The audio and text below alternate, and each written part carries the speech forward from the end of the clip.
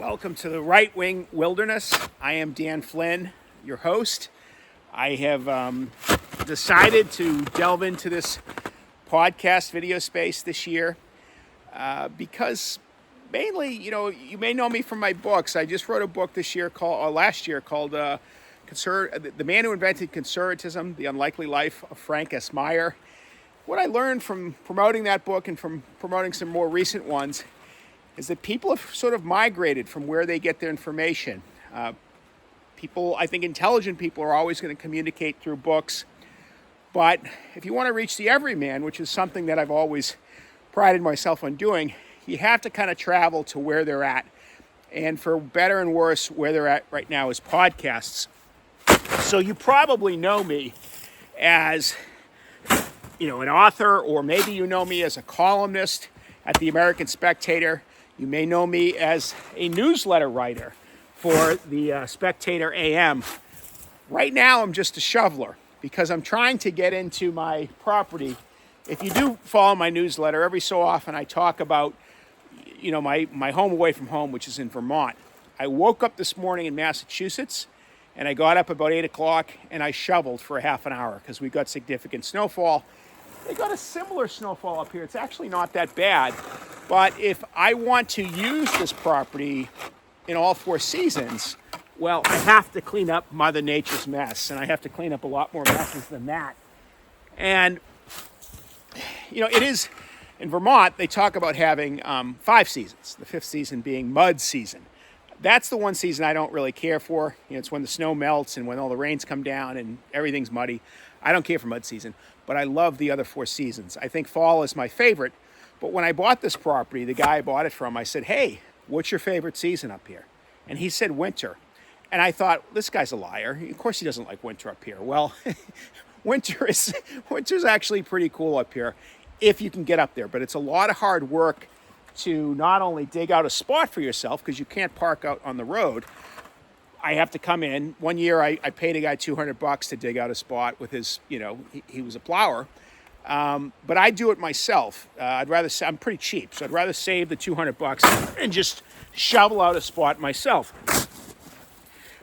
I talk about shoveling because I think that's what a lot of people in the conservative movement have been doing lately. They've been trying to shovel out the mess. I'm shoveling snow. I think they would say they're shoveling out some other kind of S word. And depending upon who you talk to, that other S word is, the other guy, or it's their opponents. We saw some of this in Phoenix. I guess it was in Phoenix, or in one of those places close to Phoenix, where they had the Turning Point USA conference. I didn't go to that. I did watch a lot of it on the internet.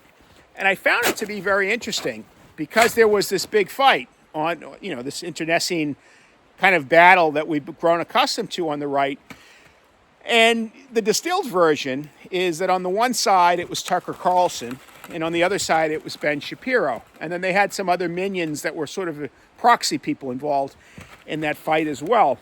But what I'd like to do, as I'm shoveling and I'm trying to get my way up to the cabin to my goal, is to basically, discuss where they're right, where they're wrong. I mean, what's interesting about it all. I mean, to me, I have very strong views on it. I have very strong views on some things that Ben Shapiro said. I have very strong views on some things that Tucker Carlson said. But I don't have uniformly pro-Tucker, pro-Ben views. I mean, some of the things I agree with Ben on, I really agree with Ben on. Some of the things I agree with Tucker, I really agree with Tucker. But I'd like to get into it as I'm shoveling. It's kind of a metaphor for what's going on. Them trying to clean up the conservative movement. I'm trying to clean up my driveway. And as I ascend up the mountain to my goal, maybe get into a more ethical perspective of it all, and maybe another perspective being the historical perspective. That's something that I kind of find myself doing. So let's get into it.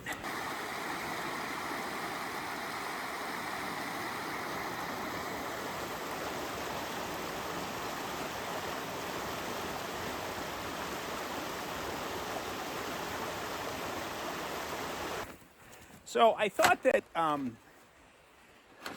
Ben's remarks were timely. I think for a lot of people, I don't know what you think about Ben Shapiro, but for a lot of people, he was for a long time that guy that was on YouTube.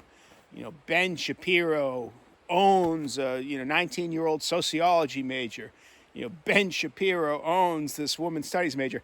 I thought all that kind of made Ben look bad. I used to go and basically do what Ben Shapiro did on the campuses, which is speak for Young America's Foundation, Leadership Institute, and all these groups. And at a certain point, it became kind of lame because people would shout you down and pull fire alarms during your speech. You'd have all sorts of hassles with the administration. But I did that for a few years. I aged out of it, and I aged out of it because it's no fun. It's kind of like a bully taking on some moronic 19-year-old. I don't know if we're ever so stupid. We have a combination of stupidity and confidence as we do when we're like 18, 19, 20 years old. And Ben was doing battle with a lot of those people and making them look stupid. I know Ben is a formidable debater, but when I would see those, and it wasn't just Ben, it was all these people, taking on, 19-year-olds, it made them look dumb. Meaning made the adult look dumb. I do think this speech by Ben was probably the most important speech, at least the ones not that I follow the guy very closely, but it's probably the most important speech that he's ever delivered. It's being widely quoted. And I found myself agreeing with a lot of it, particularly with the part where he discussed grifters taking over the conservative movement. Boy, Eric Hoffer, he famously wrote that every movement eventually devolves into a cult, a corporation, or a racket, something along those lines. And you look at the conservative movement these days, and you wonder if it's become all three. And I think that's what Ben was getting at, that there are a lot of people just talking nonsense to get attention, to get clicks. It seems like a lot of people really need attention. And I mean, I think about a guy like Milo Yiannopoulos, who, like Ben, was a former colleague of mine at Breitbart. I didn't have a lot of dealings with either of those guys. I can't say I know either of them personally. I don't think I've ever been in the same room as Milo, have been in the same room as Ben, but I don't even think I've said hi to him. I don't know that we've shaken hands or anything like that. I know that we've with both Milo and Ben, I've communicated with them online, via email a few times, but that's about it. I don't know these guys, is what I'm saying.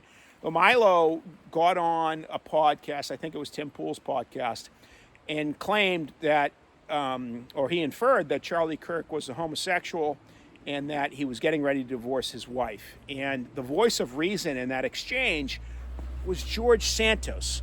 Where did we get to the point in the conservative movement that George Santos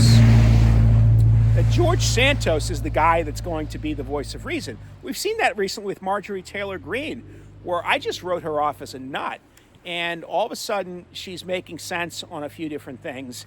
To me, it shows you that we're in a very bad place, that George Santos and Marjorie Taylor Greene are, the voices of sanity in the room. And so, I think what Ben was talking about, people like Milo that are desperately trying to get attention, desperately trying to have relevance, and are just saying off-the-wall things. Candace Owens would be another example of that. I mean, she has this conspiracy theory that the French First Lady is really a dude, and she hasn't even administered the Crocodile Dundee test, but she insists the French First Lady is really a man. He's sort of a diminutive man, a very slight man if she's a man. But I find that very hard to believe, and it's one of these deals where people will say things without any evidence. They won't have any evidence to back what they have up, but it's funny to a lot of people, or it flatters some preconceived worldview, and so people go with it. So I think what Ben was talking about people like Candace, and of course Candace, after she said this about the French First Lady, I mean, she has a million conspiracy theories, but one of her conspiracy theories is that the French, along with an Israeli asset, are plotting to assassinate her. I mean, the other one that I'm sure that Ben was talking about was Nick Fuentes. And Fuentes, I haven't really paid a whole lot of attention to. I certainly known the name. I came across clips of him, usually when he's saying something like wild. A few years ago, he said something to the effect that only gay guys date women, or only gay guys get married, something like that. You'll get attention saying something like that. I don't know if it's the right kind of attention, but in that podcast space, that seems to be the currency, is to gain attention through saying really wild, crazy things. And these people have a lot of attention. And possibly, people say, well, Ben's mad because his particular, I think his outfit's called the Daily Wire. And so his particular outfit is losing ground relative to these other outfits, and that's why he's mad.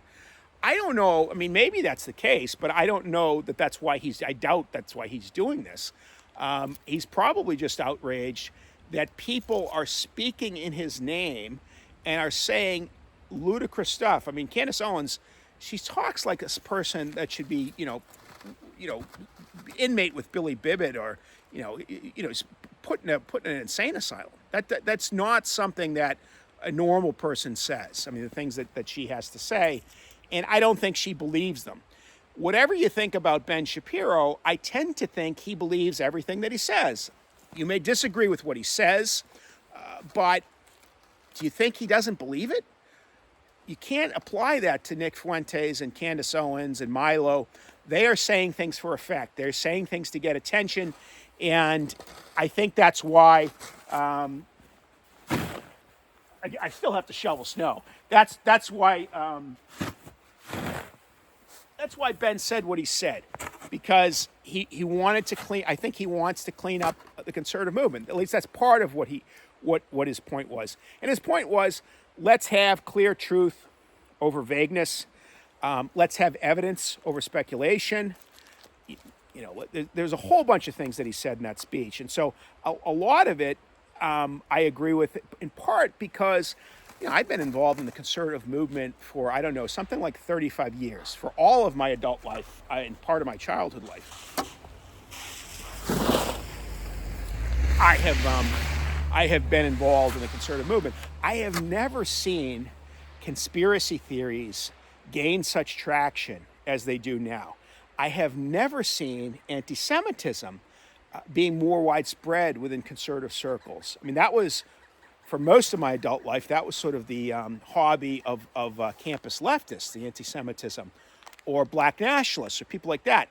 But now you see it pretty widespread. I mean, it's not like it's half or even a quarter, but it's enough that it's alarming, that it's bothersome. And someone like Fuentes becoming almost a mainstream, I mean, he's not a mainstream figure, but people trying to mainstream that's alarming. Because, I mean, look at it, leave the ethics of it all aside. From a utilitarian perspective, if you think about politics, in the history of this country, there have been a number of political movements that have trafficked in conspiracy theories. They've trafficked in anti-Semitism or hatred of any sort of ethnic type. They don't get anywhere. There's not a 50% plus one formula there for those people to win at any point in American history. I mean, you think about people like the Know-Nothings. I mean, they did have, they took over the state legislature in Massachusetts, but it lasted a couple of years. It was very brief. And then they were gone. It was sort of a flash in the pan. Populism, even before William Jennings Bryan got involved with it, a lot of it was based on a conspiracy theory that, and even his speech, the Cross of Gold speech, that was sort of based on a conspiracy theory. And that was one of the more successful ones, but even that didn't go anywhere. I mean, Bryan, he ran for president 3 times and he lost 3 times. The Dixiecrats, people like George Wallace, I mean, he could get his 13% when he ran for president in 1968, but he was never going to be president. And we are, to the extent that we tether our movement to or associate with people who are anti-Semitic, who are racist, who believe in conspiracy theories, that's going to pull us back. We can't win with that. You can't sustain a long-term political movement in the United States by linking up with crazy people. And I think that was kind of, I don't know if I think Ben's point was more of an ethical point. He called it moral imbecility to interview a guy like Fuentes. I tend to agree with him there. I don't see what benefit of having a conversation with Fuentes was, particularly a chummy conversation, a friendly conversation. I don't know that we found anything new about this guy. I mean, I found a couple things new about him. It's in keeping with a lot of the conspiracy theorists. I mean, he's not a dumb guy. He's articulate. I'm talking about Fuentes. He's articulate. He's intelligent. I think a lot of people who are intelligent use intelligence as shorthand to describe a whole set of virtues. And things like prudence and judgment. And obviously, this kid has no prudence and no judgment. And so he's articulate, and I'm sure in an IQ test he would score pretty well.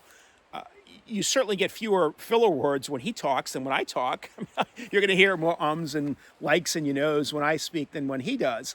But he lacks something, and it's judgment, it's discipline, it's and what I would say is what he lacks really are things that can't be quantified by IQ and intelligence.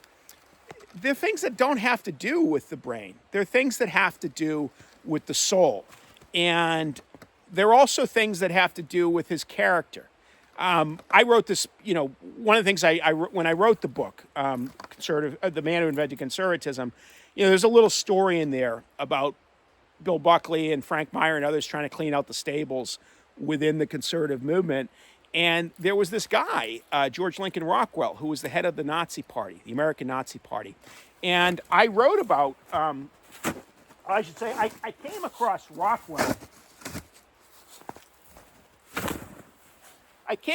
Rockwell. In various archives. I mean, I always known about him. And there was a famous Dragnet episode where there's sort of like a spoof on him. And there's also in the Blues Brothers, there's characters sort of modeled after George Lincoln Rockwell. He at one time had a very loose connection to sort of the up and up conservative movement. I think he might have worked in the mailroom at National Review. He might have had a similar role at the American Mercury. He went to Brown University. I know he was an officer of some sort in the American military. I've listened to his speeches on YouTube, and he's clearly a person of above average intelligence, but there's something missing there. I mean, he's mental in his own way, but it's not so much, and I think Buckley correctly identified what the malady was, because at a certain point, he sent Monsignor Eugene Clark to go, not necessarily as an exorcism, but to try to reach this guy's soul, to try to clean up this guy's soul. And what Clark found, Monsignor Clark was a famous sort of Catholic priest that was involved in the conservative movement, was that he found very quickly that it wasn't that he was trying to convert Rockwell to Catholicism or trying to sort of say, clean up your act about your black soul, your dark heart. It was the reverse, that it was Rockwell trying to convert him to Nazism. And he wrote Buckley back saying, I don't think I can help this guy. and I think with Fuentes, it's something similar. I don't know. I actually believe that George Lincoln Rockwell believed what he said. I don't think that Nick Fuentes believes what he says. I think he's kind of a troll. When he said that thing that I referred to earlier, that the dating women is for gay guys, and getting married, that's really gay. Getting married to a woman, that's gay. I don't know that anyone really could believe that. I think he just said it for effect, and I think he says a lot of things for effect. And so some of these people that have gained power on the right, gained influence, some of them are just, like Ben says, they're grifters. Some of them are nuts. I think Candace is, I'm not a psychiatrist, but some of the things she says, I mean, she seems earnest in what she's saying, but it's just, like I said, it's something that belongs in a straitjacket. I think Milo is someone that's always kind of looked for attention, which is a shame because he's a decent writer. I edited some of his stuff. I edited some of Ben's stuff when I was at Breitbart. Very little of it, just like a few articles. But what struck me with both of them is that what they submitted, the copy that they submitted was far superior to the copy that other people submitted at Breitbart. So it's not like we're dealing with we're dealing with people who are intelligent. It's just that they are, they're lacking something else. They're lacking, prudence or discipline, judgment, or it may not be something intellectual. We might be talking about something that's, part of their soul is missing.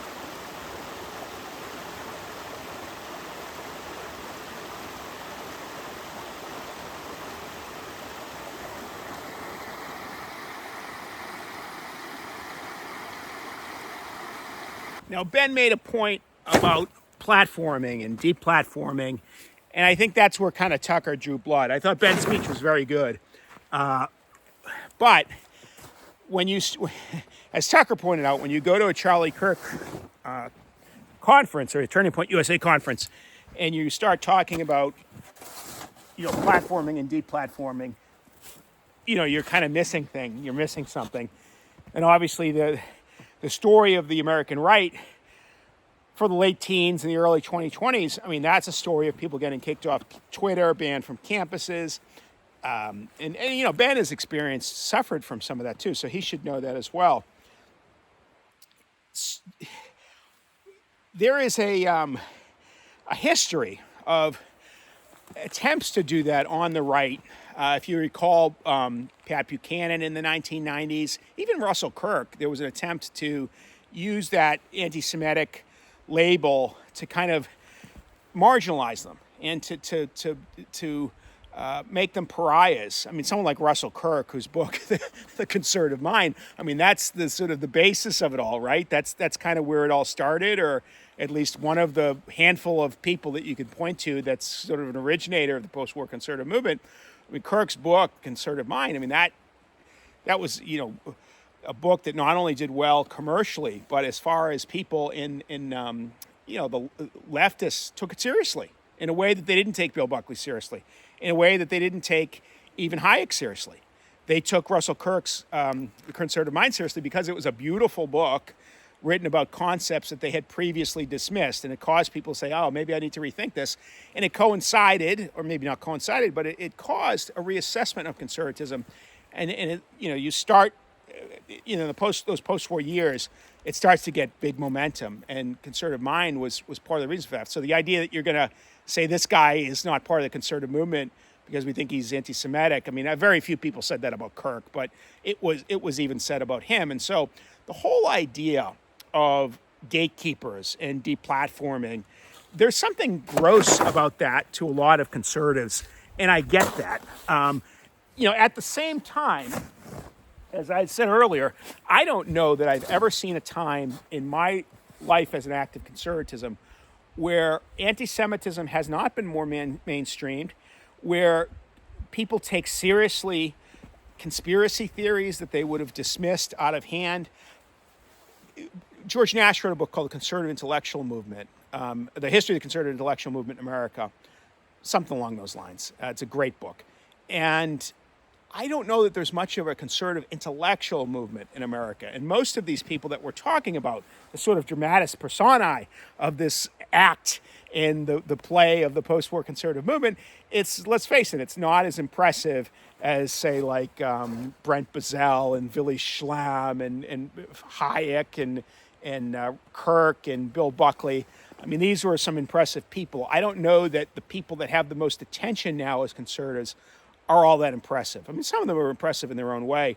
Tucker's particular program, when I watched that on Fox, I think that was the best program in the history of cable news. I mean, he did an amazing job. Probably an unfashionable thing to say because a lot of people are very down on Tucker. But when he had that program, it was much... I'm sorry if I'm drifting. I have to shovel snow, so it's not like I'm multitasking. I have to talk to you, but I do have to actually shovel the snow. The Tucker's program, I felt that when it happened, I felt that Fox lost something. I felt that Fox really lost something when they lost Tucker Carlson. And I still think that's true. But what I didn't understand is that Tucker Carlson really lost something when he lost Fox. And what I mean by that is that if you look at the first episode of, I guess it was called Tucker on Twitter. I don't know if that's what they still call his podcast or not. But his first post-Fox venture into this sort of digital space, he had a 10-minute and 27-second episode and he was talking about UFOs and extraterrestrials. He was talking about the Kennedy assassination and various conspiracies relating to that. He's talking about Jeffrey Epstein. There were all sorts of just wild kind of stuff. And I thought, gee, this guy has gone from being the Rush Limbaugh, the new incarnation, the new iteration of Rush Limbaugh in the conservative movement, to being Art Bell. And the reason this happened is because on Fox News, you have gatekeepers, you have lawyers, you have editors, you have people that review. There are people over him that say, don't do this. This is stupid. I drove by a bowling alley on the way here. And in bowling alleys, they have those, what are they called, gutter rails, gutter guards. And you can't, sometimes you put those up so that you don't throw a gutter ball. Well, you notice since Tucker left, he throws a lot of gutter balls. So this is a guy that was throwing more strikes down the lane than anyone else in the conservative movement in the late teens and the early 20s. He was throwing all the strikes. He was like Ernie McCracken in Kingpin. And now, with the gutter rails down, when he does his own show, you see that he's also capable of throwing a lot of gutter balls as well. And I think that's unfortunate because, like I said, I don't know that there's ever been anyone in the history of cable news that has had a better 1-hour program than Tucker Carlson. It was appointment viewing, and it's sad to me that it's not anymore. And it's also sad to me that he doesn't have that sort of adult supervision that he had at Fox, because he is sort of morphing into something else. When I saw him, and excuse me, I do have to do some shoveling as we're talking. When I watched the Nick Fuentes interview, I thought, gee, this is a guy in Tucker. This is a guy who named his firstborn son after Bill Buckley. And at the end of the conversation with Nick Fuentes, I thought, if this guy has another kid, he's probably going to name him Fuentes. It was that cozy of an interview. There was in other words, Nick Fuentes did not get the Ted Cruz treatment. And, when Tucker interviewed Ted Cruz, he showed a capacity to be able to go after someone, to be able to really, to ask some tough questions. He didn't do that with Fuentes. I mean, I don't like the whole idea of giving legitimacy to this guy and giving him a platform to speak on when he said so many anti-Semitic, conspiracy theory, crazy stuff. But on his if you're going to have him on, at least challenge him. And at a certain point in the interview, Tucker, or maybe Fuentes said something about a particular date, and that he remembered the date. I think it was December 18th. And Tucker said, why? Tucker's a curious guy, which makes him so good at what he does. He says, why is that, why is that significant? And he said, well, it's Joseph Stalin's birthday. And he went on to say that he was an admirer of some sort of Stalin. And I thought that was a very peculiar thing. And you could look at Tucker's face, and Tucker thought it was peculiar too. But Tucker's curiosity suddenly dissipated right there, and they just sort of moved on to other topics. You'd think if someone were to drop such an oddball statement into the conversation, that would be an invitation for Tucker to say, what are you talking about? Like, why do you admire Joseph Stalin? You've also said things about Hitler in that way. Why do you say these things? And he could have talked to him in that way. He didn't do that. I don't believe in bringing people on the air to turn them into human piñatas. I mean, I understand Tucker's point there, that why have you should have conversations with all sorts of people. But Tucker, I said earlier how he kind of went from being the Rush Limbaugh figure to the Art Bell figure. There's another guy, Joe Pine, who had a program in the 1960s. It was a very entertaining program. But Pine wasn't all that serious a guy. He was sort of kind of a big Marine. He was a little bit like me. And he did things for effect in a way. I mean, at one point he interviewed Anton LaVey, who was famously the head of the Church of Satan in San Francisco. He had that black house, I think in the Richmond district of San Francisco, or some such place in San Francisco. And he was really a carnival barker himself, Anton LaVey. And Pine brought him on. Pine was a carnival barker too. I guess it takes one to know one. And I don't think anyone ever, mistook Joe Pine as a member of the Church of Satan just because he interviewed him. I don't think people should mistake Tucker Carlson as an anti-Semite just because he interviewed Nick Fuentes. However, if you're going to be really critical of Israel and talk about foreign aid and talk about how we're supporting them in this war and criticize Netanyahu's actions in the war, all those things are legitimate grounds to sort of disagree, policy disagreements. But if you're going to do those things, if you're going to delve into those sensitive issues, why are you interviewing Nick Fuentes? It undermines everything that you do. You are, at that point, you're giving legitimacy to the people who call you an anti-Semite, and you're making it hard for people who are on the fence to defend you. Why would they defend you because they're saying, okay, he says we shouldn't give them aid, or he says we shouldn't, give them arms to fight this war against Hamas. Fine, whatever, he can have that view, and people will agree or disagree. But then if you start having a chummy conversation with Nick Fuentes, we start to think, well, gee, maybe this goes beyond just sort of legitimate policy concerns, and maybe Ben has a point.